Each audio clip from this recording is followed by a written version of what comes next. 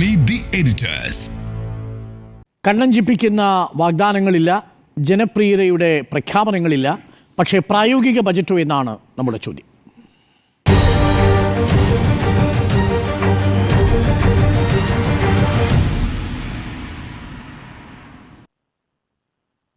ബാലകൃഷ്ണൻ, ചിലർ വിലയിരുത്തുന്നത് K N Balagopal ഇതുവരെ അവതരിപ്പിച്ച 4 ബജറ്റുകളിൽ ഏറ്റവും പ്രായോഗികതയുള്ള ബജറ്റുകളിലൊന്നാണ്. പൊതുവെ പ്രായോഗിക ബജറ്റിൻ്റെ ആളായിട്ടാണല്ലോ കെ എൻ ബാലഗോപാലിനെ വിശേഷിപ്പിക്കുന്നത്. ആ അർത്ഥത്തിൽ റിയലിസ്റ്റിക്കായ, പ്രായോഗികമായ, നിലവിലത്തെ സാമ്പത്തിക സാഹചര്യത്തിൽ നിന്നുകൊണ്ട് സാധ്യമായ ഏറ്റവും മികച്ച ബജറ്റ് എന്ന് വിശകലനമുണ്ട്. പ്രായോഗികമായ ബജറ്റും തീർച്ചയായിട്ടും പ്രായോഗികമായ ബജറ്റാണ് ഇന്ന് കെ എൻ ബാലഗോപാൽ അവതരിപ്പിച്ചത് എന്ന് തന്നെയാണ് എൻ്റെ ഒരു വിലയിരുത്തൽ. എന്ന് മാത്രവുമല്ല, കേരളത്തിൻ്റെ ഒരു ധനസ്ഥിതി അദ്ദേഹത്തിൻ്റെ ബജറ്റ് പ്രസംഗത്തിൽ പറഞ്ഞതുപോലെ മെച്ചപ്പെടുന്നു എന്ന സൂചനകളും ഈ ബജറ്റ് മുന്നോട്ട് വെക്കുന്നു എന്ന് തന്നെയാണ് എൻ്റെ ഒരു വിലയിരുത്തൽ. ഇപ്പോൾ നോക്കൂ, സാധാരണഗതിയിൽ ഒരു ബജറ്റ് അവതരിപ്പിച്ചു കഴിഞ്ഞാൽ പിന്നെ ഏറ്റവും കൂടുതൽ വിമർശനം ഉണ്ടാകുന്നത് എന്താണ്? ജനങ്ങൾക്ക് മുകളിൽ അധിക നികുതി ഭാരം അടിച്ചേൽപ്പിക്കുന്ന ബജറ്റ് എന്നാണല്ലോ സാധാരണഗതിയിൽ പ്രതിപക്ഷത്തിൻ്റെ ഒരു പ്രതികരണം വരിക എന്നുള്ളത്. പക്ഷേ ഇന്ന് വിചിത്രമായ ഒരു പ്രതികരണമാണ് പ്രതിപക്ഷത്തിൽ നിന്ന് വന്നത്. എന്താണെന്നറിയാമോ? ഇപ്പോൾ 2 ലക്ഷം കോടിയുടെ എക്സ്പെൻഡിച്ചർ പ്രതീക്ഷിക്കുന്ന ഒരു ബജറ്റാണ് അവതരിപ്പിച്ചിരിക്കുന്നത്. ഇതിൻ്റെ വിഭവ സമാഹരണം എവിടുന്നാണ് എന്നുള്ളതാണ് പ്രധാനപ്പെട്ട ചോദ്യം. നിങ്ങൾ എവിടുന്നാണ് ഈ വിഭവം സമാഹരിക്കാൻ പോകുന്നത്, ഇതിനുള്ള പണം കണ്ടെത്താൻ പോകുന്നത്? അപ്പോൾ 2 പ്രധാനപ്പെട്ട കാര്യങ്ങളാണ് ബജറ്റ് മുന്നോട്ട് വയ്ക്കുന്നത്. അധിക നികുതിയായിട്ട് നമുക്ക് കാണാൻ കഴിയുന്നത് ഒന്ന്, കോർട്ട് ഫീസിൽ ഉണ്ടാക്കിയിട്ടുള്ള വർധനവ്, അല്ലേ? അതേതാണ്ട് ഒരു 150 കോടി രൂപയാണ് അവർ ടാർഗറ്റ് ചെയ്യുന്നത്. അതേപോലെ തന്നെ ലാൻഡ് ടാക്സ് വർദ്ധിപ്പിച്ചിരിക്കുന്നു, ഭൂനികുതി വർദ്ധിപ്പിച്ചിരിക്കുന്നു. അതും എത്രയാണ്? 100 കോടി രൂപയുടെ വർധനയാണ് പ്രതീക്ഷിക്കുന്നത്. അങ്ങനെ ആകപ്പാട് 250 കോടിയാണ് ഈ പറയുന്ന അധിക നികുതി വരുമാനമായിട്ട് ലഭിക്കുന്നത്. ഈ ബജറ്റ് അവതരിപ്പിക്കുന്നതിന് മുമ്പ് തന്നെ മാധ്യമങ്ങളിലടക്കം അഭ്യൂഹങ്ങൾ പ്രചരിച്ചിരുന്നത് പുതിയ സെസ്സുകൾ ഏർപ്പെടുത്തും, പിഴത്തുക വർദ്ധിപ്പിക്കും, അങ്ങനെയൊക്കെ ആയിരിക്കും ഈ വിഭവ സമാഹരണം സർക്കാർ നടപ്പാക്കുക എന്നുള്ളതാണ്. അപ്പോൾ ഇവിടെ ഇപ്പോൾ പുതുതായിട്ട് ഒരു സെസ്സും ഏർപ്പെടുത്തിയിട്ടില്ല. കഴിഞ്ഞ ബജറ്റിൽ നമുക്കറിയാമല്ലോ, ഇന്ധനത്തിന് സെസ് ഏർപ്പെടുത്തിയിരുന്നു, മദ്യത്തിന് സെസ് ഏർപ്പെടുത്തിയിരുന്നു, പിഴത്തുകയിൽ വർധനമുണ്ടാക്കിയിരുന്നു. പക്ഷേ അങ്ങനെയൊന്നും തന്നെയുള്ള നടപടികൾ ഉണ്ടായിട്ടില്ല. ആകപ്പാടെ ഈ 2 അധിക നികുതി വർധന മാത്രമാണ് ഉണ്ടായിരിക്കുന്നത്. അപ്പം എങ്ങനെ ഈ പറയുന്ന ആ അർത്ഥത്തിൽ ഒരു നികുതി ഭാരം കെട്ടിയേൽപ്പിക്കാതെ തന്നെ ഒരു ബജറ്റ് അവതരിപ്പിക്കാൻ കഴിഞ്ഞിരിക്കുന്നു എന്നുള്ളത് വളരെ പ്രധാനപ്പെട്ട ഒരു കാര്യമായിട്ട് ഞാൻ കാണുന്നു എന്ന് മാത്രവുമല്ല, ചില വെൽഫെയർ സ്കീംസ് നടപ്പാക്കാൻ കൂടി സർക്കാർ മുന്നോട്ട് വന്നിരിക്കുന്നു എന്നുള്ളതാണ്. ഇപ്പോൾ ഉദാഹരണത്തിന് നമുക്കറിയാമല്ലോ, 2021 ഒന്നാം പിണറായി സർക്കാർ പോകുന്നതിന് മുമ്പാണ് ശമ്പള പരിഷ്കരണ കമ്മീഷനെ പ്രഖ്യാപിക്കുകയും ശമ്പള പരിഷ്കരണം നടപ്പാക്കുകയും ചെയ്തത്. പക്ഷേ ആ ശമ്പള പരിഷ്കരണ നടപടികളുമായിട്ട് മുന്നോട്ട് പോകാൻ സർക്കാരിന് കഴിഞ്ഞില്ല. അതിൻ്റെ ഒരു സാഹചര്യം എന്ന് പറയുന്നത് നമുക്കറിയുന്നത് പോലെ തന്നെ കോവിഡാനന്തരമായൊരു കാലഘട്ടമായിരുന്നു. കോവിഡുമായിട്ട് ബന്ധപ്പെട്ട് ലോക സമ്പദ് വ്യവസ്ഥ തന്നെ വലിയ തകർച്ചയെ നേരിടുന്ന ഒരു ഘട്ടത്തിലാണ് നമ്മൾ ഈ ഏതാണ്ട് ഒരു 25,000 കോടിയുടെ അധിക ബാധ്യത ഉണ്ടാക്കുന്ന ശമ്പള പരിഷ്കരണം നടപ്പാക്കിയത്. അക്കാര്യത്തിൽ കുറേ അരിയേഴ്സ് ഉണ്ടെങ്കിൽ കൂടിയും ഇപ്രാവശ്യം നോക്കൂ, സർക്കാർ ജീവനക്കാർക്ക് അവരുടെ ഈ ശമ്പള പരിഷ്കരണവുമായിട്ട് ബന്ധപ്പെട്ട 2 ഗഡുക്കൾ കൊടുക്കാൻ തീരുമാനിച്ചിരിക്കുന്നു. ഒരു ചെറിയ കാര്യമല്ല.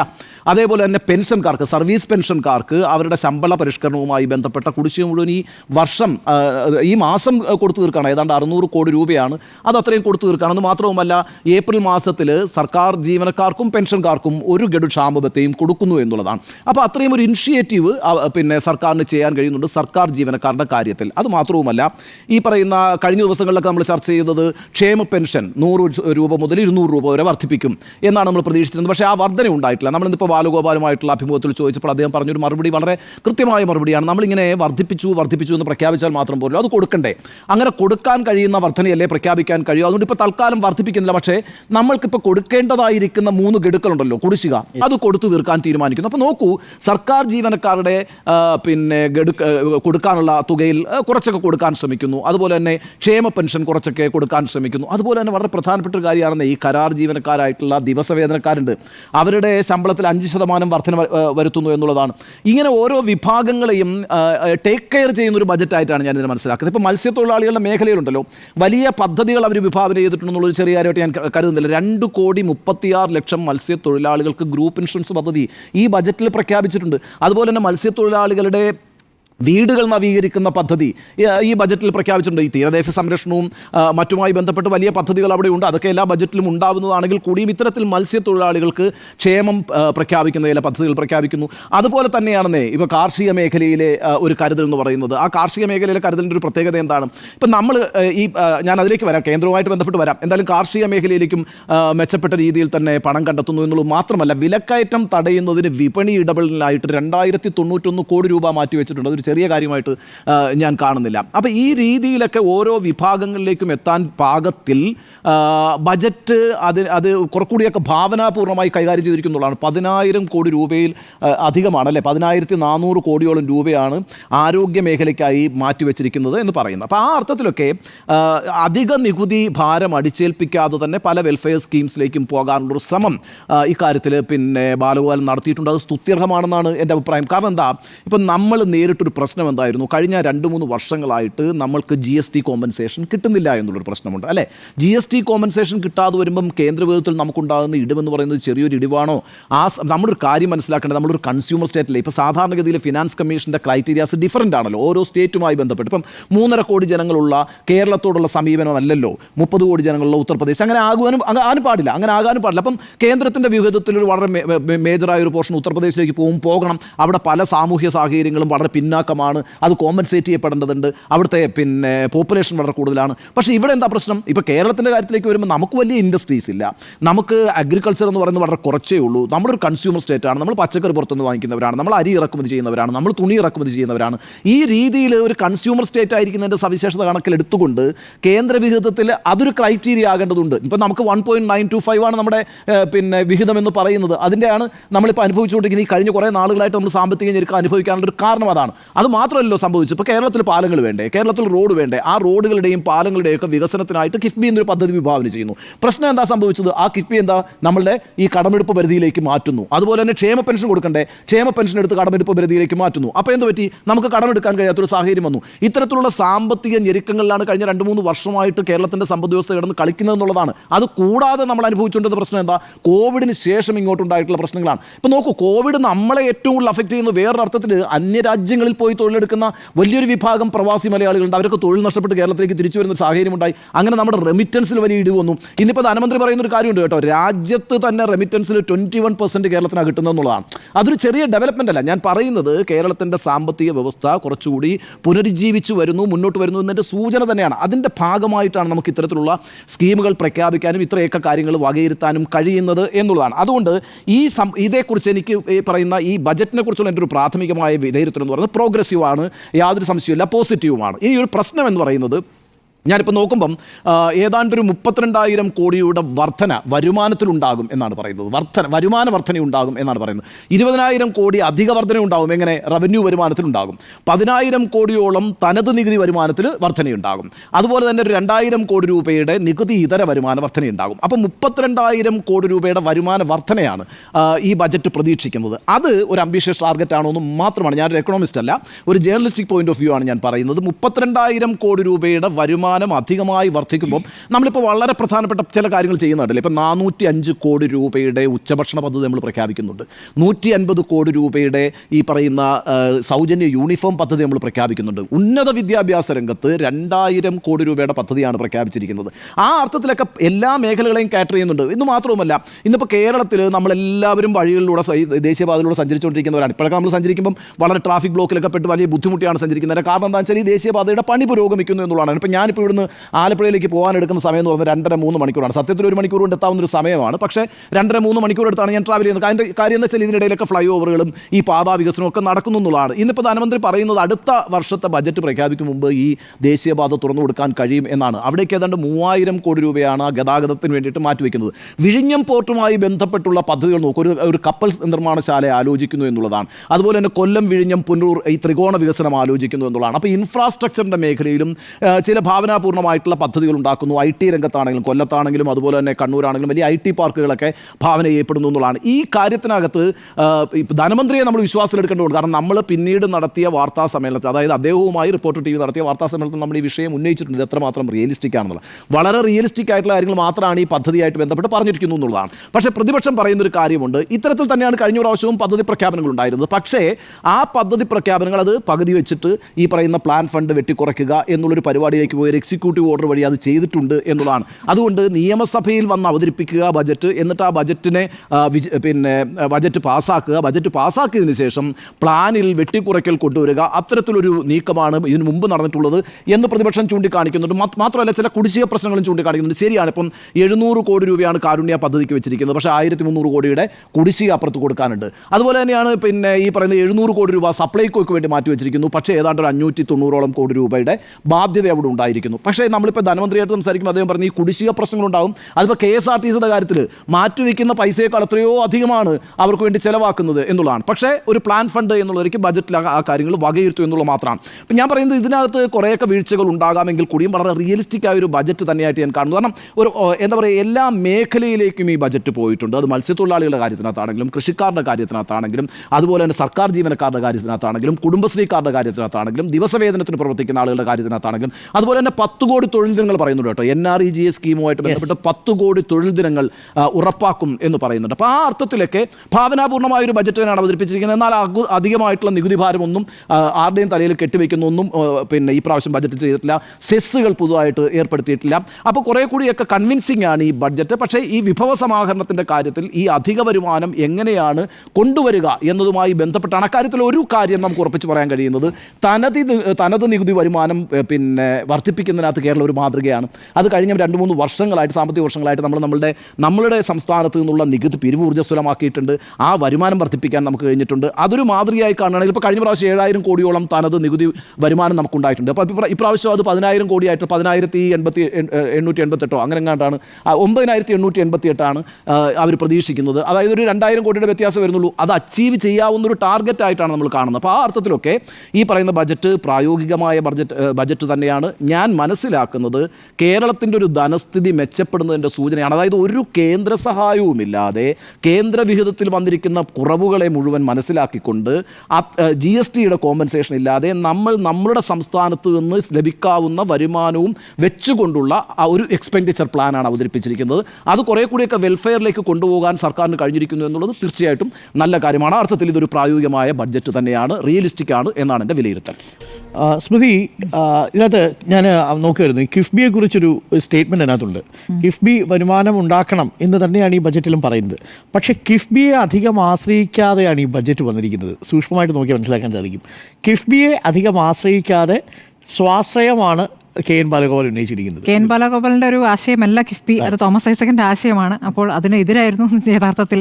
പക്ഷേ അതിൽ നിന്ന് പുറത്തേക്ക് കിടക്കാനും പറ്റുന്നില്ല, അതാണ് ബുദ്ധിമുട്ട്. പക്ഷേ ഈ പറഞ്ഞ പോലെ പ്രായോഗികത കുറേ കാര്യങ്ങൾ കൊണ്ടുവരാൻ ശ്രമിച്ചിട്ടുണ്ട്. പക്ഷേ അപ്പോഴും ഈ ബജറ്റിലെ പറയുന്ന വലിയ വലിയ കണക്കുകൾ, ആ കണക്കുകൾ യാഥാർത്ഥ്യവുമായി എത്രത്തോളം ചേർന്ന് നിൽക്കുന്നു, ആ കണക്കുകളിൽ എത്രത്തോളം ഉപയോഗിക്കുന്നു, അല്ലെങ്കിൽ കണക്കുകൾ അപ്പുറത്തേക്ക് ചെലവ് പോകുന്നുണ്ടോ എന്നൊക്കെ നോക്കുമ്പോൾ ആകെ കൂടി താറുമാറായിട്ടുണ്ട് എന്നുള്ളതാണ്. അതിൽ പ്രതിപക്ഷ നേതാവ് ചൂണ്ടിക്കാണിച്ചത് പൊള്ളയായ ബജറ്റ് എന്നൊക്കെ വാചകത്തെ എടുക്കേണ്ടതില്ല എങ്കിലും അതിൽ കുറച്ച് കാര്യങ്ങളുണ്ട്. അതായത് ഈ പറഞ്ഞ പോലെ വലിയ പ്ലാൻ ബജറ്റ് അവതരിപ്പിക്കുന്നു. ഇതേപോലെ കഴിഞ്ഞ ബജറ്റ് അവതരിപ്പിച്ചു. ഈ ഗവർണറുടെ അസന്റിന് കിട്ടും മുമ്പ് തന്നെ പ്ലാൻ കട്ട് ചെയ്തു, 50% കട്ട് ചെയ്തിട്ടുണ്ട്. അപ്പോൾ ഈ സാമ്പത്തിക ബുദ്ധിമുട്ടുണ്ട് എന്ന് അപ്പോഴേ അറിഞ്ഞിരുന്നു എന്നുള്ളൊരു സാഹചര്യം അവിടെ നിൽക്കുകയാണ്. അപ്പോൾ ഇങ്ങനെയുള്ള കാര്യങ്ങൾ നമ്മളിന്ന് ധനമന്ത്രിയോട് അത് ചോദിക്കുമ്പോൾ അദ്ദേഹം അത് നിഷേധിക്കുന്നുണ്ട്. പല പദ്ധതികളിലും വച്ചിരിക്കുന്ന തുക അതിൽ പകുതി പോലും ചെലവഴിക്കുന്നില്ല. വളരെ ചുരുങ്ങിയ രൂപത്തിലാണ് ചെലവഴിച്ചിട്ടുള്ളത്. അപ്പോൾ അതിൻ്റെ കണക്കുകളുണ്ട്. ലൈഫ് മിഷൻ്റെ കാര്യത്തിൽ 1160 കോടിയാണ് ഇത്തവണ വകയിരുത്തിയത്. കഴിഞ്ഞ വർഷം 692 കോടി വകയിരുത്തിയിട്ടുണ്ട്. പക്ഷേ ചെലവഴിച്ചത് വെറും 25%. അതുപോലെ സാമൂഹ്യ സുരക്ഷാ പദ്ധതിക്ക് ഇത്തവണ 100 കോടിയാണല്ലോ. കഴിഞ്ഞ തവണത്തെ 50 കോടിയുടെ ഇരട്ടി ആണ്. പക്ഷേ കഴിഞ്ഞ തവണ എത്രയാണ് ചെലവഴിച്ചിരിക്കുന്നത്? 20%. അപ്പോൾ ഈ വലിയ കണക്കുകൾ പറയുന്നതിൽ എന്താണ് അർത്ഥം? എന്തുകൊണ്ട് ചെലവഴിച്ചില്ല എന്ന ചോദ്യമുണ്ടല്ലോ, അതിലൊന്നും വ്യക്തത വരുത്തിയിട്ടില്ല എന്നുള്ളതാണ്. ഇനിയിപ്പോൾ വലിയ തുക വകയിരുത്തിയിരിക്കുന്നതിൽ പലതിലും തന്നെ കുടിശ്ശിക അതിനപ്പുറമാണ്. ഇപ്പോൾ ഉച്ചക്കഞ്ഞി എന്ന് പറയുന്നു. ഇപ്പോൾ ഉച്ചക്കഞ്ഞിയല്ല, ഊണും നല്ല ഭക്ഷണം തന്നെയാണ് കൊടുക്കുന്നത്, ചോറ് തന്നെയാണ്, വിവിധ വിഭവങ്ങളോടുകൂടിയുള്ള ഊണ് തന്നെയാണ് കൊടുക്കുന്നത്. പക്ഷേ അപ്പോഴും അവിടെ 700 കോടിയുടെ കുടിശ്ശികയുണ്ടെന്ന് പ്രതിപക്ഷം ചൂണ്ടിക്കാണിക്കുന്നു. അവിടെയാണ് ഇപ്പോൾ 450 കോടി മാറ്റിവെച്ചിരിക്കുന്നത്. അപ്പോൾ ഇത് എങ്ങനെയാണ് അപ്പോൾ കൃത്യമായി വരിക എന്നുള്ള സംശയം വരികയാണ്. ഇനി ഈ സർക്കാർ ജീവനക്കാരിലേക്ക് വരികയാണെങ്കിൽ ജീവനക്കാരുടെ ശമ്പള പരിഷ്കരണ കുടിശ്ശികയുടെ 2 ഗഡു ആണല്ലോ PF ലയിപ്പിക്കുമെന്ന് ഇപ്പോൾ ധനമന്ത്രി പറഞ്ഞത്. ബജറ്റ് പ്രസംഗത്തിന്റെ തുടക്കത്തിൽ അത് പറയുന്നു. ഒന്ന്, 1/7/19 മുതൽ 28/2/21 വരെയുള്ള ശമ്പള പരിഷ്കരണ കുടിശ്ശിക 4 ഗഡുക്കളായി 25% വീതം 2023 ഏപ്രിൽ നവംബർ മാസങ്ങളിലും 2024 ഏപ്രിൽ നവംബർ മാസങ്ങളിലും ജീവനക്കാരുടെ PF അക്കൗണ്ടിൽ ക്രെഡിറ്റ് ചെയ്യുമെന്നായിരുന്നു മുൻപ് വാഗ്ദാനം ചെയ്തിരുന്നത്. അത് തോമസ് ഐസക്കിൻ്റെ കാലത്ത് അദ്ദേഹം ഒരു ഉത്തരവിറക്കുകയും ചെയ്തിരുന്നു. തെരഞ്ഞെടുപ്പ് കഴിഞ്ഞ് ബാലഗോപാൽ അധികാരത്തിലെത്തിയപ്പോൾ എന്ത് ചെയ്തു? ഈ ഉത്തരവ് മരവിപ്പിച്ചു. അതിലൊന്നും നടപടിയേ ഉണ്ടായില്ല. 1/4/23 1/10/23 ലഭിക്കേണ്ട ശമ്പള പരിഷ്കരണ കുടിശ്ശികയുടെ 2 ഗഡുക്കളും അനന്തമായി മരവിപ്പിക്കായിരുന്നു. ഇത് അനുവദിച്ചാൽ സംസ്ഥാനത്തിൻ്റെ സാമ്പത്തിക സ്ഥിതി കൂടുതൽ ബുദ്ധിമുട്ടിലാകുമെന്നാണ് അന്ന് ധനമന്ത്രി പറഞ്ഞത്. ഇപ്പോൾ അതിലെ ആദ്യ 2 ഗഡുക്കളാണ് ഇപ്പോൾ PF ലയിപ്പിക്കുക എന്ന് പറയുന്നത്. അപ്പോൾ ബാക്കി 2 ഗഡു ശമ്പള പരിഷ്കരണ കുടിശ്ശിക ഇനി അവിടെ നിൽക്കുകയാണ്. അതവിടെ നിൽക്കുകയാണ്. അപ്പോൾ അതൊരു കാര്യമല്ല. ഇനിയിപ്പോൾ വലിയ പ്രഖ്യാപനങ്ങൾ ഉണ്ടായിട്ടില്ല, വലിയ പ്രഖ്യാപനങ്ങളിലേക്ക് പോയിട്ടില്ല എന്നതിലാണ് ഈ പ്രായോഗികത ഞാൻ പറയുന്നത്. അതിലാണ് ഞാൻ പ്രായോഗികതയാണോ ചോദിച്ചാൽ യെസ് എന്ന് പറഞ്ഞത്. ഇപ്പോൾ തദ്ദേശ തെരഞ്ഞെടുപ്പ് വരികയാണ്. വേണമെങ്കിൽ ക്ഷേമ പെൻഷൻ ഇപ്പോൾ കൂട്ടാമായിരുന്നു. പക്ഷേ അപ്പോഴും ഇനി അടുത്ത നിയമസഭാ തെരഞ്ഞെടുപ്പ് വരുമ്പോഴേക്കും ഇതെല്ലാം കൂടെ ചേർത്ത് ഒരു നല്ല പ്രഖ്യാപനത്തിലേക്ക് പോകും. അതിലേക്ക് കരുതി വെച്ചിരിക്കുകയാണ്. തദ്ദേശ തെരഞ്ഞെടുപ്പിൽ എപ്പോഴും LDF ഒരു മേൽക്കൈ ഉണ്ടല്ലോ എന്നുള്ളൊരു ആത്മവിശ്വാസമായിരിക്കാം. പിന്നെ ഈ പറയുന്ന മാതിരി പൊങ്ങച്ചം ഇല്ല, പൊങ്ങച്ചമുള്ള ഒരു ബജറ്റല്ല. ആ നിലയ്ക്ക് നോക്കുമ്പോൾ പ്രായോഗികമായ ബജറ്റ് എന്ന് പറയാം. ഇപ്പോൾ എന്താ പറയുക, പ്രതീക്ഷിച്ചതിലും 15 കോടിയും 17 കോടിയുമൊക്കെയാണ് 22, 23, 24 വർഷങ്ങളിൽ ചെലവഴിച്ചിരിക്കുന്നത്. പ്രതീക്ഷിച്ചതിലും കൂടുതൽ ചെലവ് വരികയാണ്. അപ്പോൾ ഇതിൽ പറയുന്ന ഒരു കണക്കിനോട് എങ്ങനെയാണ് ചേർന്ന് നിൽക്കുന്ന ഒരു വിഷയം അവിടെ നിൽക്കുകയാണ്. അതിലൊന്നും അത് കൃത്യമായ മറുപടിയിലേക്ക് ധനമന്ത്രി വന്നിട്ടില്ല. ഒരു എക്കണോമിക് സർവേ ഇന്നലെ തന്നെ വെച്ചിരുന്നെങ്കിൽ കുറച്ചുകൂടി അത് വിശദമായി പരിശോധിക്കാനൊക്കെ ഇത് കിട്ടുമായിരുന്നു. പക്ഷേ ഇന്ന് ബജറ്റിനൊപ്പം തന്നെയാണ് അത് വെച്ചിരിക്കുന്നത്. ഈ എന്താ പറയുക, കൃത്യമായി ഇപ്പോൾ വളരെ സ്ലോ ആയി 2 മണിക്കൂർ എടുത്ത് വന്നിരിക്കുന്ന ബജറ്റ് അവതരണം കുറച്ച് കേട്ടിരിക്കാൻ അത്ര സുഖമുള്ള ബജറ്റായിരുന്നില്ല സാധാരണഗതിയിലെ പോലെ. വേഗത്തിൽ പറഞ്ഞു തീർത്താൽ അത്രയ്ക്കേ ഉള്ളൂ കാര്യങ്ങളെങ്കിൽ വേഗത്തിൽ പറഞ്ഞു തീർക്കാം. പലതിലും ആവർത്തനം വിരസത ഉണ്ടാക്കുന്ന കാര്യങ്ങളൊക്കെ ഉണ്ടായിരുന്നു. എന്നാൽ പോലും ഒരു പൊങ്ങച്ചം പറയാത്തൊരു ബജറ്റ് എന്ന നിലയ്ക്കാണ് അതിനെ പ്രായോഗിക ബജറ്റ് എന്ന് പറയുന്നത്. ഓക്കെ, ഞാൻ ഈ ബജറ്റിനെ കാണുന്നത് ഈ സർക്കാരിൻ്റെ സാമ്പത്തിക സിദ്ധാന്തത്തിൽ വന്നിരിക്കുന്നൊരു പോളിസി ഷിഫ്റ്റുമായിട്ട് ബന്ധപ്പെട്ടാണ്. ഒരുപക്ഷെ പ്രേക്ഷകർ ഓർമ്മിക്കുന്നുണ്ടാവും, പഴയകാലത്ത് EMS-ഉം KN രാജും തമ്മിൽ നടത്തിയ വലിയ ചർച്ചയെക്കുറിച്ച്. ഇന്ന് KN ബാലഗോപാലിൻ്റെ തന്നെ പേഴ്സണൽ സ്റ്റാഫിൽപ്പെട്ട ഷൈജനാണ് എന്നെ അത് ഓർമ്മിപ്പിച്ചത്. അന്ന് KN രാജ് EMS-നോട് ചോദിച്ചു, നിങ്ങൾ കമ്മ്യൂണിസ്റ്റുകാർക്കെല്ലാം ഈ ജനക്ഷേമ പദ്ധതികൾ പ്രഖ്യാപിക്കുകയും അത് വിതരണം ചെയ്യുന്നതിലുമാണ് താല്പര്യം. കേക്ക് കൊടുക്കാൻ നിങ്ങൾ കമ്മ്യൂണിസ്റ്റുകാർക്ക് വലിയ താല്പര്യമാണ്. പക്ഷേ ആ കേക്ക് എങ്ങനെ ഉണ്ടാക്കുന്നു എന്നുള്ളത് പലപ്പോഴും കമ്മ്യൂണിസ്റ്റുകാർക്ക് സാമ്പത്തികമായ റിയലിസ്റ്റിക് ആയിട്ടുള്ള സാമ്പത്തിക പദ്ധതികൾ ഉണ്ടാവില്ല എന്ന ഒരു വിമർശനം പണ്ട് EMS-ഉം KN രാജും തമ്മിൽ നടത്തിയതായിട്ട് ചരിത്രത്തിലുണ്ട്. ഇന്നിപ്പോൾ ആ കേക്ക് എങ്ങനെ ഉണ്ടാക്കാം എന്നുള്ളതിനെ കുറിച്ചുകൂടി ഈ ബഡ്ജറ്റ് ആലോചിക്കുന്നു എന്നുള്ളതാണ് ഈ ബഡ്ജറ്റ് ഒറ്റയടിക്ക് വായിക്കുമ്പോൾ എനിക്ക് മനസ്സിലാക്കുന്നത്. നോക്കൂ, പരമ്പരാഗതമായി നമ്മൾ പിന്തുടർന്നു പോകുന്ന, പ്രത്യേകിച്ച് കമ്മ്യൂണിസ്റ്റ് സർക്കാരുകൾ പിന്തുടർന്നു പോകുന്ന ഒരു രീതിയിൽ നിന്ന് വ്യത്യസ്തമായിട്ടാണ് ഈ ബഡ്ജറ്റിൻ്റെ എക്കണോമിക് ഫിലോസഫി എന്നാണ് ഞാൻ മനസ്സിലാക്കുന്നത്. അതായത് ഡിസ്ട്രിബ്യൂഷന് പ്രാധാന്യം കൊടുക്കുന്ന, ജനക്ഷേമ വെൽഫെയർ പദ്ധതികൾ പ്രഖ്യാപിക്കുന്ന, അങ്ങനെ ടാക്സിൻ്റെ ബർഡൻ കുറയ്ക്കുന്ന ഒരു സർക്കാർ എന്നുള്ളതായിരുന്നു പരമ്പരാഗതമായ കമ്മ്യൂണിസ്റ്റ് സർക്കാരിൻ്റെ കാഴ്ചപ്പാടെങ്കിൽ ഇന്ന് ആ ബട്ടനൊന്നും പുതുതായിട്ട് അടിച്ചേൽപ്പിച്ചിട്ടില്ല, ഒന്നും കുറവ് ചെയ്തിട്ടില്ല. പക്ഷേ വലിയ ജനപ്രിയ പ്രഖ്യാപനങ്ങളും ഒന്നും തന്നെ ഈ ബഡ്ജറ്റിൽ നിങ്ങൾക്ക് കാണാൻ കഴിയില്ല. ഏറ്റവും പ്രധാനപ്പെട്ടത് നോക്കൂ, ദില്ലി അടക്കം ആം ആദ്മി പാർട്ടി വന്നതിനു ശേഷം കൊണ്ടുവന്ന പോപ്പുലിസ്റ്റായ ജനപ്രിയമായൊരു രാഷ്ട്രീയ സംസ്കാരമുണ്ട്. അതൊരു പരിധിവരെ പിണറായി വിജയൻ സർക്കാരും പിന്തുടർന്നിരുന്നു എന്നുള്ളതാണ്. ഇപ്പോൾ കിറ്റുമായി ബന്ധപ്പെട്ടുകൊണ്ട്. പക്ഷേ അതൊരു ജനപ്രിയം എന്നല്ല ഞാൻ പറയുക, അതൊരു നെസസിറ്റി ആയിരുന്നു ആ ഘട്ടത്തിൽ. പക്ഷേ അതിന് ഒരു ജനപ്രിയത പിന്നീട് വരുന്നു. പക്ഷേ എന്നാൽ ഈ സർക്കാർ അത്തരം ജനപ്രിയ പദ്ധതികളെ ആശ്രയിച്ചല്ല ഇനി നമ്മളുടെ സാമ്പത്തിക രാഷ്ട്രീയം മുന്നോട്ട് പോകേണ്ടത് എന്ന വ്യക്തമായ കാഴ്ചപ്പാട് ഈ ബഡ്ജറ്റിലുണ്ട്. ബഡ്ജറ്റിൻ്റെ ഫിലോസഫി ഞാൻ വായിച്ചെടുക്കുന്നതും അത് തന്നെയാണ്. 2 പ്രധാനപ്പെട്ട കാര്യങ്ങൾ. ഒന്ന്, ജനപ്രിയതയുടെ ഒരു വെൽഫെയറിസത്തിൻ്റെ ജനക്ഷേമ പദ്ധതി എന്നുള്ള ഒരു ആശയത്തിൽ നിന്ന് ഉൽപ്പാദനത്തിലേക്ക് ശ്രദ്ധ കേന്ദ്രീകരിക്കുന്ന, അടിസ്ഥാന പശ്ചാത്തല വികസനത്തിൽ ഊന്നിക്കൊണ്ട് ഒരു ദീർഘകാലാടിസ്ഥാനത്തിലുള്ള വികസനം സാധ്യമാക്കുന്ന ഒരു ബഡ്ജറ്റ് എന്ന നിലയിലേക്ക് ഈ ബഡ്ജറ്റിനെ ധനകാര്യമന്ത്രി സമീപിച്ചിട്ടുണ്ട്. ഇത് ഏതെങ്കിലും തരത്തിലൊരു തട്ടിക്കൂട്ട് ബഡ്ജറ്റല്ല. എനിക്ക് പ്രതിപക്ഷത്തോടുള്ള വളരെ ബഹുമാനത്തോടു കൂടിയുള്ള വിയോജിപ്പും ഇതാണ്. ഇത് പൊള്ളയായ വാഗ്ദാനങ്ങൾ നിറച്ചുകൊണ്ടുള്ളൊരു ബഡ്ജറ്റാണെന്ന് പ്രതിപക്ഷ നേതാവ് പറഞ്ഞത് എത്രമാത്രം യാഥാർത്ഥ്യബോധത്തോടു കൂടിയുള്ളതാണെന്ന് എനിക്കറിയില്ല. എനിക്ക് 2 എക്സാമ്പിൾ അതിനകത്ത് പറയാൻ പറ്റും. അപ്പോൾ എക്കണോമിക് ഫിലോസഫി ഇതിൽ മാറിയിരിക്കുന്നു എന്നുള്ളതാണ് ബഡ്ജറ്റിലെ ഏറ്റവും പ്രധാനപ്പെട്ട കാര്യം. ജനപ്രിയതയിൽ നിന്ന് അടിസ്ഥാന പശ്ചാത്തല വികസനത്തിലേക്കും തനത് നികുതി വരുമാനത്തിലേക്കും നികുതിയേതര വരുമാനത്തിൻ്റെ കാര്യത്തിലും ഇപ്പോൾ ഈ സർക്കാർ ശ്രദ്ധ കേന്ദ്രീകരിക്കുന്നു. ഇടക്കാല ബജറ്റിലേക്ക് പിന്നെ മാറുമോ? ഇല്ലില്ല, നോക്കൂ, അതിന് ഇടക്കാൽ ബഡ്ജറ്റല്ല, എക്സിക്യൂട്ടീവ് ഓർഡർ വഴി. അത് ഞാൻ വിമർശനമായിട്ട് തന്നെ ഞാൻ ഉന്നയിക്കുന്നുണ്ട്. കാര്യം ബഡ്ജറ്റിൽ പ്രഖ്യാപിക്കുന്നതിന് ഒരു എക്സിക്യൂട്ടീവ് ഓർഡർ വഴി നിങ്ങൾ പ്ലാൻ ഫണ്ട് 50% കുറയ്ക്കുന്നത് ശരിയാണോ എന്നുള്ളതൊരു വലിയ വിമർശനാത്മക ചോദ്യമാണ്. പ്രതിപക്ഷം ആ ചോദിക്കുന്ന ചോദ്യം വളരെ പ്രധാനപ്പെട്ടതുമാണ്. അത് CP ജോൺ ആണ് ഇന്ന് ചോദിച്ചത്. ആക്ച്വൽസിൻ്റെ കണക്കുകളുണ്ടോ എന്നുള്ള ചോദ്യം വരുന്നത് അവിടെയാണ്. അത് അവിടെ നിൽക്കട്ടെ.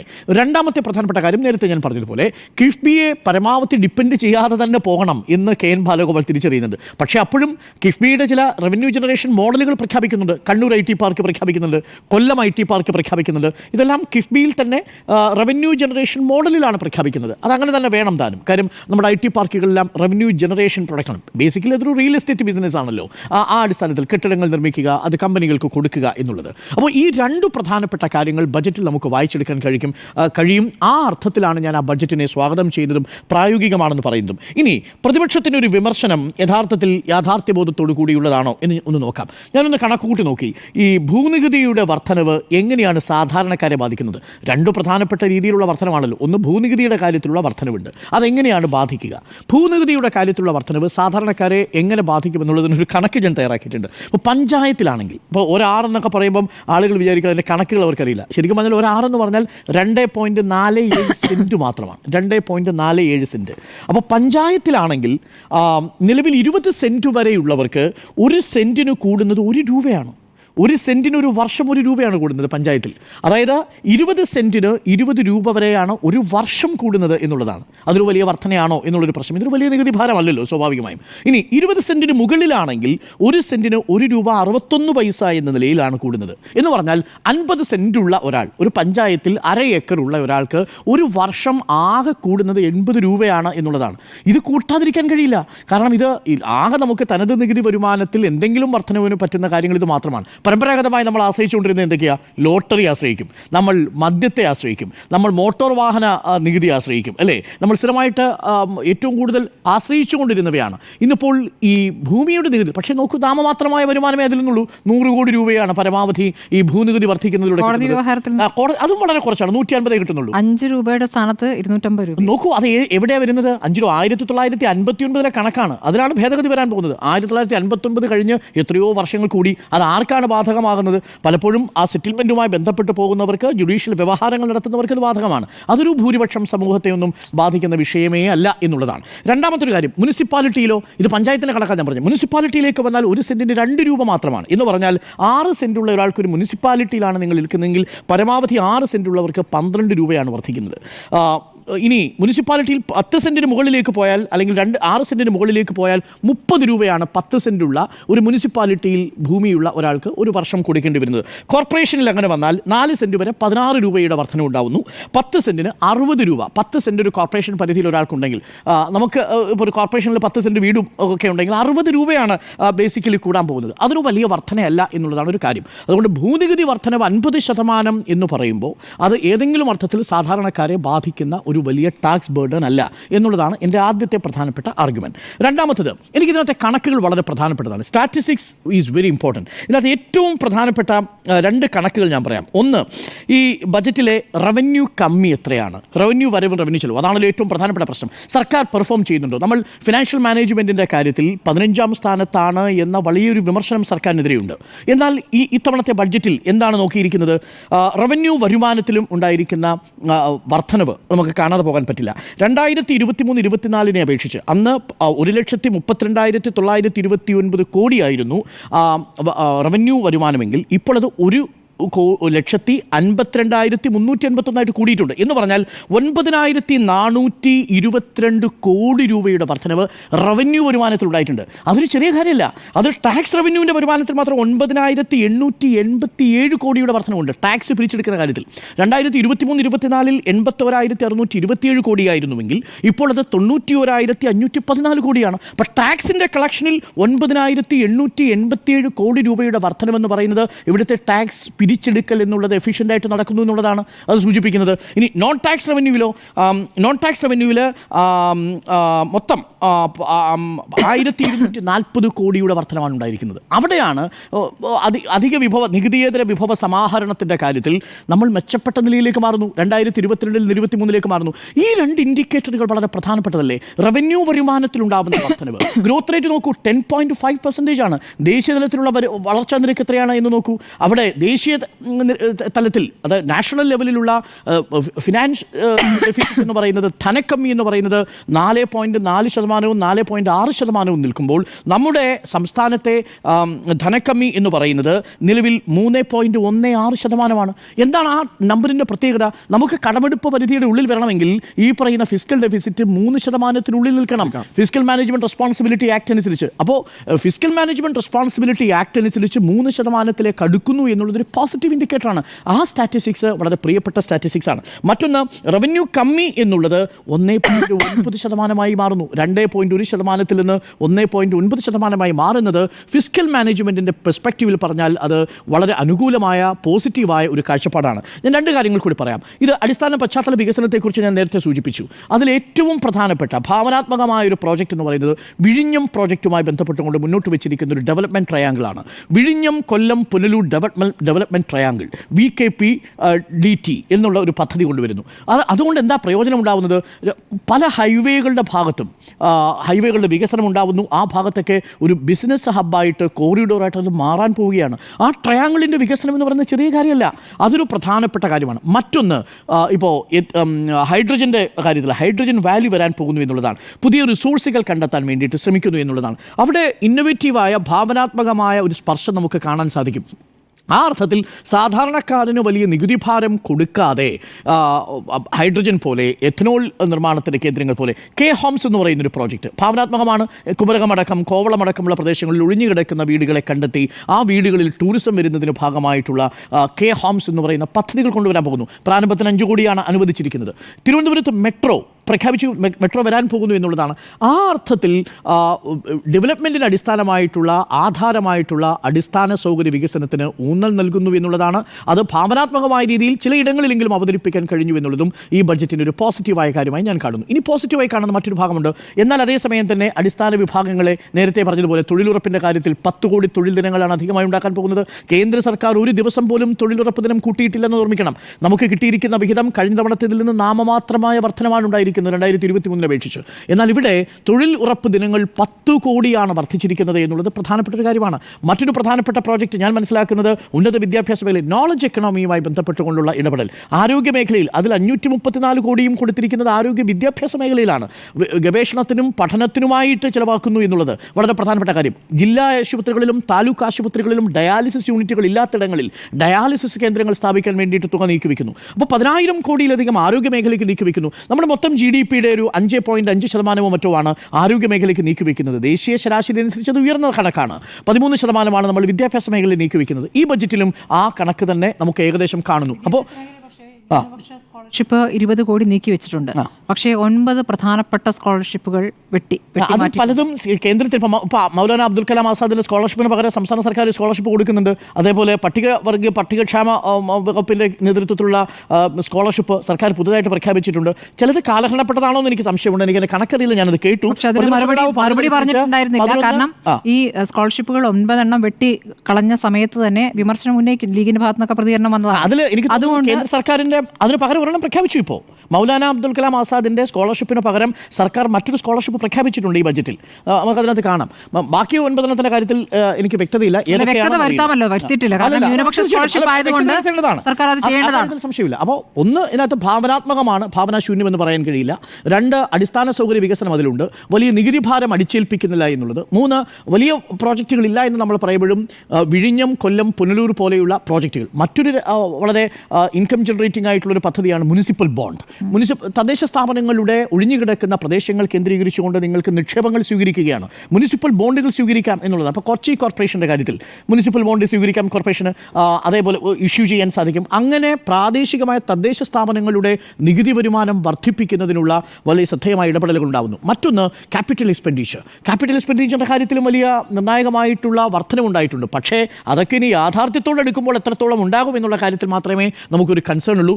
ആ അർത്ഥത്തിൽ പ്രതിപക്ഷം ഉന്നയിക്കുന്ന ഒരു വിമർശനം ശരിയാണ്. അതിന് മന്ത്രിയാണ് മറുപടി പറയേണ്ടത്. ബഡ്ജറ്റിൽ ഇതൊക്കെ പ്രഖ്യാപിക്കും. ബഡ്ജറ്റിൽ പ്രഖ്യാപിച്ചു കഴിഞ്ഞതിനു ശേഷം ആക്ച്വൽസ് വരുമ്പോൾ ഒരു എക്സിക്യൂട്ടീവ് ഓർഡറിലൂടെ പ്രഖ്യാപിച്ച ഓരോ മേഖലയിലും പ്രഖ്യാപിച്ച പദ്ധതികൾ 50% വെട്ടിക്കുറയ്ക്കുന്നൊരു രീതി, അതാണ് കഴിഞ്ഞ ജൂലൈ മാസത്തിൽ ഉണ്ടായത് എന്നാണ് ഇന്ന് പ്രതിപക്ഷ നേതാവ് പറഞ്ഞതും CP ജോൺ പറഞ്ഞതും. അത് യഥാർത്ഥത്തിൽ കബളിപ്പിക്കലല്ലേ എന്നൊരു ചോദ്യമുണ്ട്. അത് ചെയ്യാൻ പാടില്ലാത്തതാണ്. സർക്കാരിന് സാമ്പത്തിക ഞെരുക്കമുണ്ടാവാം, പക്ഷേ അതെന്തിനാണ് കബളിപ്പിക്കുന്നത് എന്നൊരു ചോദ്യം വരുന്നത് ആ ഘട്ടത്തിലാണ്. നിങ്ങൾക്ക് സാധ്യമാകാത്തത് നിങ്ങൾ പ്രഖ്യാപിക്കുന്നത് എന്തിന് എന്നൊരു വളരെ പ്രധാനപ്പെട്ട ചോദ്യമുണ്ട്. ആ ചോദ്യത്തിനുള്ള ഉത്തരം കൂടി നമുക്ക് ലഭ്യമാകേണ്ടതുണ്ട്. അപ്പം മൊത്തത്തിൽ ഞാൻ ബജറ്റിനെ കാണുന്നത് അതൊരു പ്രായോഗികമായി നിലവിൽ സാമ്പത്തിക ഞെരുക്കമുള്ള വയനാടിൻ്റെ കാര്യത്തിൽ നോക്കൂ, 750 കോടി ആദ്യഘട്ടത്തിൽ പ്രഖ്യാപിക്കുന്നു. ആ പ്രഖ്യാപനം എന്നുള്ളത് മതിയോ എന്നുള്ളതൊരു ചോദ്യമാണ്. പക്ഷേ എങ്കിലും സർക്കാർ പറയുന്നുണ്ട് എത്രയാണോ ടൗൺഷിപ്പിൻ്റെ നടത്തിപ്പിനായി വേണ്ടി വരുന്നത് ആ തുക സർക്കാർ തന്നെ ചിലവാക്കും എന്ന് തന്നെ പറയുന്നുണ്ട്. മാത്രവുമല്ല അത് CM-ൻ്റെ റിലീഫ് ഫണ്ടിൽ 716 കോടിയോ മറ്റോ ഇതിൻ്റെ ഭാഗമായി തന്നെ പിരിഞ്ഞു കിട്ടിയിട്ടുണ്ട്. അപ്പോൾ 750 കോടി അത്ര വലിയ എമൗണ്ട് അല്ലെങ്കിൽ പോലും കേന്ദ്ര സർക്കാർ ഒരു രൂപ പോലും തരാത്ത സാഹചര്യത്തിൽ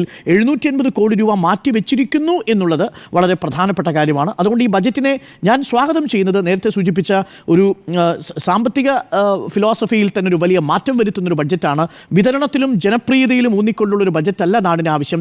നാടിൻ്റെ ലോങ് ടേം പെർസ്പെക്റ്റീവിന്, നാടിൻ്റെ ദീർഘകാല വികസനത്തിന് ആധാരമായിട്ടുള്ള ഒരു ബഡ്ജറ്റാണ് ഇത്. ഹൈലി റിസർച്ച്ഡ് ബഡ്ജറ്റാണ് എന്ന് തന്നെയാണ് എൻ്റെ അഭിപ്രായം. ഏതെങ്കിലും തരത്തിലൊരു തിരഞ്ഞെടുപ്പിനെ മുൻകൂട്ടി കണ്ടോ വളരെ പെട്ടെന്ന് തൻ്റെ ഒരു ബാധ്യത തീർക്കാനോ വേണ്ടിയിട്ട് തയ്യാറാക്കിയതല്ല. വിവിധ പഠനങ്ങളിലൂടെ വന്ന നിഗമനങ്ങളിലൂടെയും ആണ് ഈ ബഡ്ജറ്റ് രൂപം കൊണ്ടിരിക്കുന്നതെന്നാണ് എൻ്റെ വിലയിരുത്തൽ. അതുകൊണ്ട് തന്നെ അതിന് പ്രായോഗികത കൂടുതലാണ്. അതുകൊണ്ടാണ് നേരത്തെ ഉണ്ണി ബാലകൃഷ്ണൻ പറഞ്ഞതുപോലെ പ്രതിപക്ഷത്തിന് കൂടുതൽ സാങ്കേതികമായി ഇതിനെ ആക്രമിക്കാൻ ബുദ്ധിമുട്ടുണ്ടാവുന്നത്. എങ്ങനെ ആക്രമിക്കും? അതുകൊണ്ടാണ് മറ്റു കാര്യങ്ങളിലേക്ക് പ്രതിപക്ഷം പോകുന്നത്. പക്ഷേ നികുതി ഭാരം എന്നുള്ളൊരു ആർഗ്യുമെൻ്റ് നിലനിൽക്കില്ല. പ്രായോഗികമായ ബജറ്റ് ആണ് എന്ന് തന്നെയാണ് എൻ്റെ വിലയിരുത്തൽ. പ്രായോഗികമായ ബജറ്റോ എന്നാണ് ചോദ്യം, സുജയ. പ്രായോഗിക ബജറ്റ് തന്നെയാണ്. കാരണം കൊടുക്കാൻ പറ്റില്ല എന്ന് ഉറപ്പുള്ളത് കൊണ്ട് ധനമന്ത്രി എന്തായാലും ആ സ്വപ്നലോകത്ത് നിന്ന് താഴേക്ക് ഇറങ്ങി വന്ന് പ്രഖ്യാപിച്ച ഒരു ബജറ്റ് പ്രസംഗമായിട്ടാണ് ഞാൻ കാണുന്നത്. തറയിൽ ചവിട്ടി നിന്നുകൊണ്ടുള്ള പ്രഖ്യാപനങ്ങളാണ് ഇതിലുടനീളമുള്ളത്. നിങ്ങളെല്ലാവരും വിശദമായി തന്നെ ഈ പ്രഖ്യാപനങ്ങളെക്കുറിച്ച് പറഞ്ഞതുകൊണ്ട് ഞാനത് ആവർത്തിക്കുന്നില്ല. ധനമന്ത്രിക്ക് കാര്യം മനസ്സിലായി, കയ്യിൽ കാശില്ല, ഇല്ലാത്ത കാശ് ഉണ്ടെന്ന് പറഞ്ഞ് കൊടുക്കാതിരുന്ന് നാട്ടുകാരുടെ മുഴുവൻ പറയുന്നതെല്ലാം കേൾക്കേണ്ട ഒരു സാഹചര്യം തെരഞ്ഞെടുപ്പാകുമ്പോഴേക്കും ഉണ്ടാകേണ്ട എന്ന് കരുതി തന്നെയാണ് അദ്ദേഹം ഈ യാഥാർത്ഥ്യത്തിൽ ഊന്നിക്കൊണ്ടുള്ള പ്രഖ്യാപനങ്ങൾ മതി എന്ന് തീരുമാനിച്ചത് എന്ന് വേണം മനസ്സിലാക്കാൻ. അക്കാര്യത്തിൽ അദ്ദേഹത്തിനൊരു ബിഗ് സല്യൂട്ട് തന്നെ കൊടുക്കേണ്ടതാണ്. കയ്യിൽ കാശൊന്നുമില്ല, അതുകൊണ്ട് കൂട്ടാൻ പറ്റില്ല, കൊടുക്കാനുള്ളത് കൊടുത്തു തീർക്കാനായിട്ടാണ് നോക്കുന്നത്, നിങ്ങൾക്ക് തരാനുള്ളത് തരും. അതാണ് ചുരുക്കി പറഞ്ഞു കഴിഞ്ഞാൽ ഈ ബജറ്റിലൂടെ അദ്ദേഹം പറഞ്ഞു വെച്ചിരിക്കുന്നത്. കൊടുക്കാനുള്ള കുടിശ്ശിക ഇപ്പോൾ സാമൂഹ്യക്ഷേമ പെൻഷൻ കൂട്ടുമെന്ന് പ്രതീക്ഷിച്ച് ഇരുന്ന ആളുകൾക്ക് ഒരു നിരാശയുണ്ടായിട്ടുണ്ടാകും. പക്ഷേ കൂട്ടാനായിട്ടുള്ള ഒരു രീതിയിലുമുള്ള സാമ്പത്തികമായ ഒരു ഭദ്രത ഇല്ലാത്ത ഒരു സംസ്ഥാനമാണ് നമ്മുടേത് എന്നുള്ളത് ഈ ബജറ്റ് പ്രസംഗത്തിൽ കൃത്യമായി അദ്ദേഹം പറയുന്നുണ്ട്. കേന്ദ്ര അവഗണനയടക്കമുള്ള കാര്യങ്ങൾ അതിന് കാരണമായി നിരത്തുന്നുമുണ്ട്. അതുകൊണ്ട് ഈ ക്ഷേമ പെൻഷൻ ഇപ്പോൾ കൂട്ടി തദ്ദേശ തെരഞ്ഞെടുപ്പിലേക്ക് പോകുന്നതിന് പകരം ഒരു പക്ഷേ അടുത്ത സമ്പൂർണ്ണ ബജറ്റല്ല, ഇടക്കാല ബജറ്റിൽ കൂട്ടിക്കൊണ്ട് നിയമസഭാ തെരഞ്ഞെടുപ്പിലേക്ക് പോവുക, അങ്ങനെയുള്ള ഒരു നീക്കമായിരിക്കാം ഒരു പക്ഷേ കണ്ടിരിക്കുന്നത് എന്ന് വേണമെങ്കിൽ കരുതാം. അപ്പോൾ ഒരു 200 രൂപയൊക്കെ കൂട്ടുമായിരിക്കും. അതുവരെയുള്ള കുടിശ്ശികയെല്ലാം കൊടുത്തു തീർക്കുമായിരിക്കും. ഇതെല്ലാം എൻ്റെയും പ്രതീക്ഷകളാണ്. 3 മാസത്തെ കുടിശ്ശികയുണ്ട്, അത് സമയബന്ധിതമായി നൽകും എന്നുള്ള അദ്ദേഹത്തിൻ്റെ വാക്ക് വിശ്വസിക്കുകയാണ് തൽക്കാലം മലയാളിക്ക് ചെയ്യാൻ കഴിയുന്നത്. എന്തായാലും കൊടുക്കാനുള്ള കുടിശ്ശിക കൊടുത്തു തീർക്കുമെന്ന് അദ്ദേഹം പറഞ്ഞതിനെ വിശ്വസിക്കാമെന്നാണ് ഞാൻ കരുതുന്നത്. അതിനുവേണ്ടിയായിരിക്കാം ഒരുപക്ഷെ ഇത്തവണ കൂട്ടും എന്നുള്ള അദ്ദേഹത്തിൻ്റെ അവസാന ഈ ബജറ്റ് അവതരിപ്പിക്കുന്നതിന് മുൻപുള്ള പ്രതികരണങ്ങളിൽ പോലും കൂട്ടുമെന്നുള്ളൊരു പ്രതീക്ഷ ജനിപ്പിക്കുന്ന തരത്തിലായിരുന്നു. ഉണ്ണി സാർ പറഞ്ഞതുപോലെ 100 200 എങ്കിലും കൂട്ടുമായിരിക്കും എന്നുള്ള ഒരു പ്രതീക്ഷ അങ്ങയിൽ പോലും ഉണ്ടായത് അതുകൊണ്ടായിരിക്കും, നേരത്തെ ഉണ്ടായിരുന്ന പ്രതികരണങ്ങളിൽ നിന്നായിരിക്കും. പക്ഷേ എന്തായാലും ഇന്നത്തെ ഈ ബജറ്റ് പ്രഖ്യാപനം ഓരോന്നും എടുത്തു നോക്കുമ്പോൾ എല്ലാ മേഖലയും ഒന്ന് തഴുകിപ്പോകാൻ അദ്ദേഹം ശ്രമിച്ചിട്ടുണ്ട്.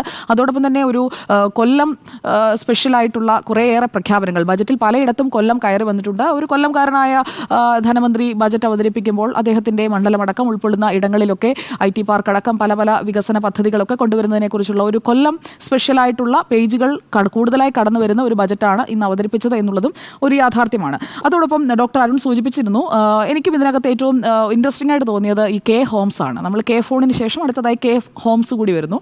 അപ്പോൾ ഈ കെ ഹോംസ് നടപ്പാവുകയാണെന്നുണ്ടെങ്കിൽ, കാരണം കേരളത്തിൽ നിന്ന് പുറത്തേക്കൊക്കെ പോകുന്ന ആളുകളുടെയൊക്കെ ഒരുപാട് വീടുകൾ, പല ടൂറിസ്റ്റ് കേന്ദ്രങ്ങൾക്കും അടുത്തുള്ള ഒരുപാട് വീടുകൾ അടഞ്ഞു കിടക്കുന്നത്, അതൊക്കെ ആൾപ്പാർപ്പില്ലാതെ സാമൂഹ്യ വിരുദ്ധരുടെ കേന്ദ്രമായി മാറുന്നത് ഒക്കെ നമ്മൾ പലപ്പോഴും വാർത്തകളിലൊക്കെ കണ്ടിട്ടുള്ളതാണ്. അപ്പോൾ അങ്ങനെയുള്ള ആ സാമൂഹിക വിരുദ്ധ ശല്യവും അതുപോലെ തന്നെ ഈ ലഹരി സംഘങ്ങളുടെയൊക്കെ ഇടത്താവളങ്ങളായി അത്തരം ഇടങ്ങളെ മാറ്റുന്നതും അങ്ങനെയുള്ള കാര്യങ്ങളൊക്കെ ഒന്ന് മാറുന്നതിന് ഈ കെ ഹോംസ് സഹായകമാകാൻ സാധ്യതയുണ്ട്. അതുകൊണ്ട് അതൊരു പോസിറ്റീവായ ഒരു സജഷനായിട്ടാണ് ഞാൻ കാണുന്നത്.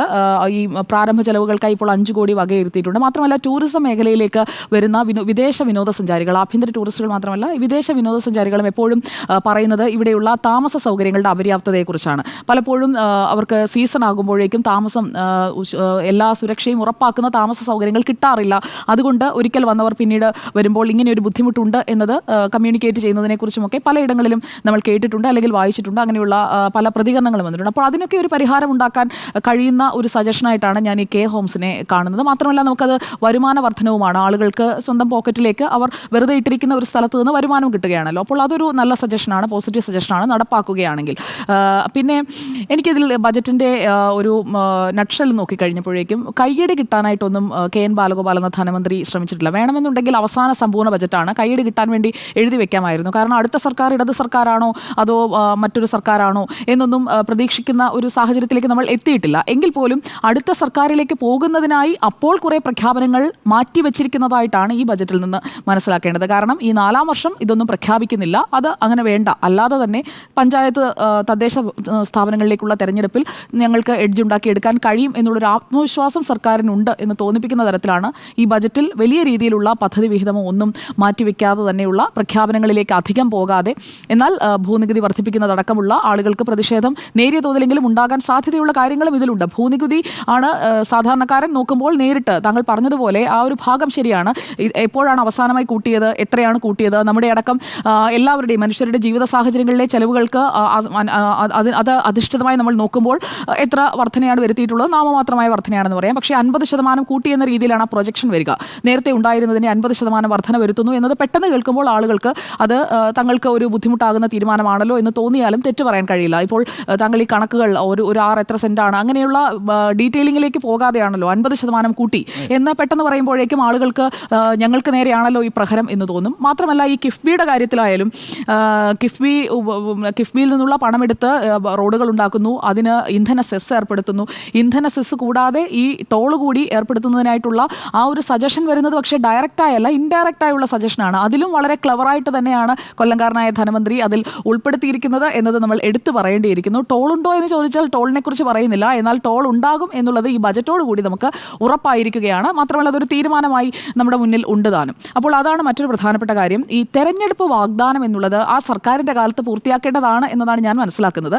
തെരഞ്ഞെടുപ്പ് വാഗ്ദാനം 1600 നിന്ന് 2500 ആക്കി ഈ സാമൂഹിക ക്ഷേമ പെൻഷനുകൾ ഉയർത്തുമെന്നതായിരുന്നു 2ാം LDF സർക്കാർ അധികാരത്തിൽ വരുന്നതിന് മുൻപ് നടന്ന ഈ തെരഞ്ഞെടുപ്പ് കാലത്ത് ഉയർന്ന വാഗ്ദാനങ്ങളിൽ പ്രധാനപ്പെട്ട ഒന്ന്. 1600 നിന്ന് 2500 ഉയർത്തും. പക്ഷേ ഇത് 2500 ഉയർത്താനായിട്ടുള്ള സാധ്യതകളില്ല. കൂടി വന്നാൽ 1800 ഉയർത്താൻ മാത്രമേ സാധിക്കുകയുള്ളൂ. അതും ഇടക്കാല ബജറ്റിലൂടെ അങ്ങനെ ഉയർത്താൻ സാധിക്കുന്ന ഒരു സാഹചര്യം മാത്രമേ നിലവിലുള്ളൂ എന്നതാണ്. അപ്പോൾ 2500 എന്ന് പറയുന്ന ആ വാഗ്ദാനം ഇനി നടപ്പാകാനുള്ള സാധ്യതയില്ല എന്ന് വേണം മനസ്സിലാക്കാൻ. രണ്ടാമത്തെ കാര്യം 12ാം ശമ്പള കമ്മീഷന്റെ പ്രഖ്യാപനമാണ്. അത് ഉണ്ടായിട്ടില്ല എന്നുള്ളത് പ്രധാനപ്പെട്ട കാര്യമാണ്. സർക്കാർ ജീവനക്കാർക്കൊക്കെയുള്ള സഹായങ്ങളെക്കുറിച്ച് സർക്കാർ ജീവനക്കാരെ തഴുകുന്ന പ്രഖ്യാപനങ്ങളാണ് എന്ന് പറയുമ്പോൾ ഈ ശമ്പള കമ്മീഷൻ പ്രഖ്യാപനമടക്കം പല കാര്യങ്ങളിലും ഒരു മൗനം അവിടെ നിലനിർത്തി പോകുന്നു എന്നുള്ളത് നമ്മൾ കാണാതിരിക്കരുത്. 1 ഗഡു ക്ഷാമബത്ത ഏപ്രിലിൽ കൊടുക്കുന്നു എന്ന് പറയുന്നു. അതോടൊപ്പം തന്നെ ഈ പ്രഖ്യാപിച്ച കാര്യങ്ങൾ അതെല്ലാം ചെലവായി വരുമോ അല്ലെങ്കിൽ നടപ്പാകുമോ എന്നതുകൂടി കാണേണ്ടിയിരിക്കുന്നു. പ്രത്യേകിച്ചും കഴിഞ്ഞ ബജറ്റുകളിലൊക്കെ മാഡം നേരത്തെ സൂചിപ്പിച്ചതുപോലെ എത്രമാത്രം അലോക്കേഷൻ ഉണ്ടായിട്ടുണ്ടെന്ന് നോക്കിക്കഴിഞ്ഞാൽ ലെസ് ദാൻ 50% ആണ്. 42, 44 അങ്ങനെ ഓരോന്നിൻ്റെയും ഓരോ പദ്ധതികളും പ്രഖ്യാപിച്ചതിൻ്റെ നടത്തിപ്പ് അല്ലെങ്കിൽ അതിനായുള്ള അലോക്കേഷൻ എത്രമാത്രമെന്ന് നോക്കിക്കഴിഞ്ഞാൽ കൃത്യമായി നമുക്കത് മനസ്സിലാക്കാൻ കഴിയും. അപ്പോൾ കംപ്ലീറ്റ് ആയിട്ടില്ല. മാത്രമല്ല സ്കൂളുകളുടെ നവീകരണം അടക്കം ഇന്ന് നമ്മൾ മന്ത്രിയോട് ചോദിക്കുമ്പോൾ മന്ത്രി പറയുന്നുണ്ട് പലയിടങ്ങളിലും പൂർത്തിയായിട്ടില്ല. 400ഓളം സ്കൂളുകളുടേത് പൂർത്തിയായിട്ടില്ല എന്നുള്ളത് നമ്മുടെ മുന്നിലുള്ള ഒരു വസ്തുതയാണ്. അപ്പോൾ അലോക്കേഷൻ അല്ലെങ്കിൽ പ്രഖ്യാപനം എന്നതിനപ്പുറം അത് കൃത്യമായി എവിടേക്കാണോ അത് പ്രഖ്യാപിച്ചത് അവിടെ എത്തുന്നുണ്ടോ എന്നതുകൂടി ഉറപ്പുവരുത്തി മാത്രമായിരിക്കണം അടുത്ത ബജറ്റിലേക്ക് എത്തുന്നതിന് മുൻപ് അതിൻ്റെ ഒരു ഉറപ്പാക്കൽ കൂടി ഉണ്ടായാലേ ജനങ്ങൾക്ക് ഇതിലൊക്കെ ഒരു വിശ്വാസം വരികയുള്ളൂ. പിന്നെ പ്രധാനപ്പെട്ട ഒരു കാര്യം ഈ സർവീസ് പെൻഷൻ പരിഷ്കരണ കുടിശ്ശികയാണ്. അതിൻ്റെ അവസാന ഗഡു 600 കോടി രൂപ അത് ഈ മാസം തന്നെ കൊടുക്കുമെന്ന്, ഫെബ്രുവരിയിൽ തന്നെ കൊടുക്കുമെന്ന് പറയുന്നുണ്ട്. അതും പോസിറ്റീവായ ഒരു കാര്യമായി തന്നെ കാണാമെന്ന് തോന്നുന്നു. അതോടൊപ്പം ശമ്പള പരിഷ്കരണ കുടിശ്ശികയുടെ 2 ഗഡുക്കൾ അത് ഈ ഫിനാൻഷ്യൽ ഇയർ തീരുന്നതിന് മുൻപ് മാർച്ചിന് മുൻപ് തന്നെ കൊടുത്തു തീർക്കുമെന്ന് പറയുന്നു. പിന്നെ ലോക്കിൻ പീരീഡ് ഒഴിവാക്കുമെന്ന് പറയുന്നു. അങ്ങനെ പോസിറ്റീവായിട്ടുള്ള കാര്യങ്ങളുണ്ട്. അതോടൊപ്പം തന്നെ നേരത്തെ ഡോക്ടർ അരുൺ സൂചിപ്പിച്ചതുപോലെ ഇതിൽ പല കാര്യങ്ങളിലും ഒരു ഹൈഡ് ആൻഡ് സീക്ക് ഉണ്ട്. അതായത് പറയാതെ പോകുന്നുണ്ട്. അത് അനുസരിച്ച് ഇനിയിപ്പോൾ ഈ ഫണ്ടിന്റെ കാര്യത്തിലടക്കം വെട്ടിച്ചുരുക്കൽ ഉണ്ടാകുമോ എന്നതടക്കം നമ്മൾ കാത്തിരുന്ന് കാണേണ്ടിയിരിക്കുന്നു. കാരണം മുൻ അനുഭവങ്ങൾ നമ്മുടെ മുന്നിലുണ്ട്. അപ്പോൾ ഒരു കാര്യത്തിൽ ഞാൻ വളരെ പോസിറ്റീവായിട്ടാണ് ഈ ബജറ്റിനെ കാണുന്നത്. ക്ഷേമ പെൻഷൻ കൂട്ടിയിട്ടില്ല, പക്ഷേ അത് കാത്തിരിക്കുന്ന മനുഷ്യർക്ക് അത് കിട്ടുമെന്നൊരു ഉറപ്പ് ധനമന്ത്രി കൊടുത്തിട്ടുണ്ട്. അത് കൊടുക്കണം. ഓക്കെ, പ്രായോഗിക ബജറ്റോ എന്നാണ് ചോദ്യം. യെസ് എന്ന് തന്നെയാണ് 4 പേരുടെയും മറുപടി.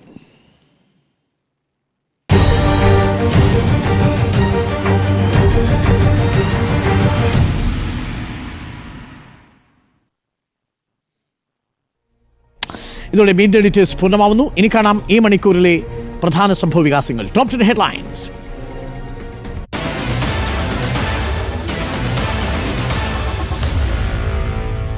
Meet the editors.